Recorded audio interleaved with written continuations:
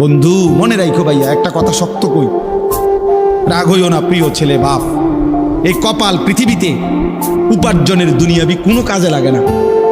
এই হাত পাও এগুলা মানুষের অঙ্গ প্রত্যঙ্গ কাজে লাগে বিভিন্ন উপার্জনের কামে। এই কপাল এটা দুনিয়াবি কোনো কামে লাগে না। দেখ কোনো কাজের জন্য ওটা দিয়ে কোনো উপার্জনের কোনো কামে, দুনিয়ার কামাইয়ের কোনো কাজে এই কপালের এটুকু জায়গা ব্যবহার হয় না, এটা লাগে না আর কি। তাই এটা আল্লাহ তাআলা কেন বানাইছেন? খোদার কসম রব্বুল আলামিন এই কপাল শুধুই সেজদার জন্য বানাইছেন,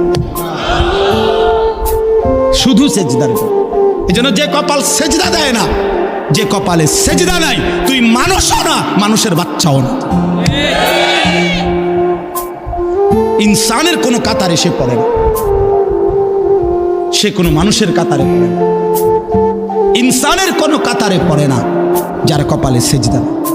কারণ কপাল বানানোই হয়েছে। সেজদা কাকে বলে? ওয়াদউল জাবহাতে আলাল আরদ, জমিনের মধ্যে কি রাখা, এই তো কপাল রাখাটারই কি কয়। তার মানে সেজদা কপাল, কপাল বানানোই হয়েছে কিসের জন্য?